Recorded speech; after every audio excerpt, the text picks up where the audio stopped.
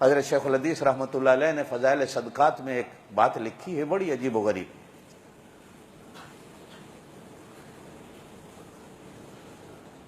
کہ ایک بزرگ قبرستان کے قریب سے گزرے تو دیکھا کہ جیسے ایک ڈاکیا آتا ہے،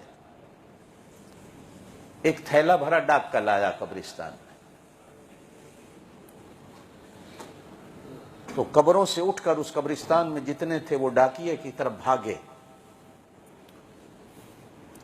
اور ڈاکیا ہر کسی کا خط نکال کر ہر مردے کو دیتا ہے، جس کا آتا ہے وہ خوش ہوتا ہے، جس کا نہیں آتا وہ روتا ہے۔ کونے میں ایک آدمی بیٹھا ہے، سارے بھاگے ہیں، وہ نہیں بھاگا۔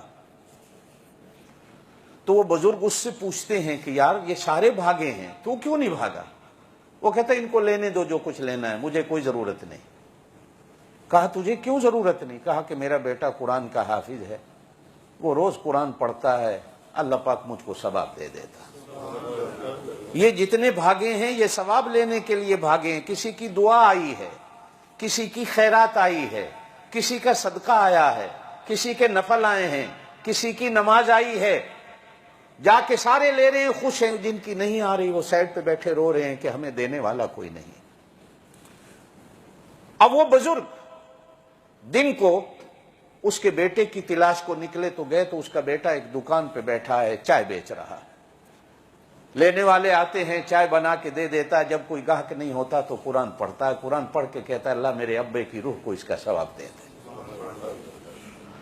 تھوڑے دنوں کے بعد پھر بزرگ اس قبرستان کے قریب سے گزرے تو پھر وہ ڈاکیا تھیلا لایا، تو وہ آدمی بھی جو پہلے نہیں بھاگا تھا بھاگ کے جاتا۔ تو وہ بزرگ اس سے پوچھتے ہیں کہ اس دن تو بھاگ کے لینے نہیں گیا تھا، آج تو بھاگ کے جا رہا۔ تو وہ کہتا ہے جو پہلے دعا کر کے مجھے ثواب دیتا تھا اگلے دن ایکسیڈنٹ میں مر گیا ہے، اب مجھے دعا دینے والا کوئی نہیں۔ اب میں بھاگتا ہوں کہ شاید کسی نے مجھے دعا دی ہو، میں لے آؤں۔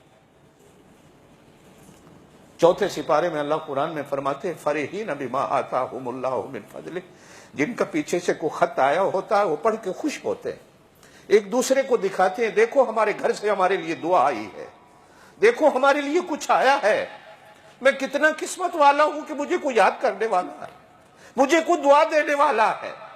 میرے دوستو جو میں بات کر رہا تھا، کوشش کیا کرو اولاد ایسی چھوڑ کے مرو جو تمہیں دعا دینے والی ہے۔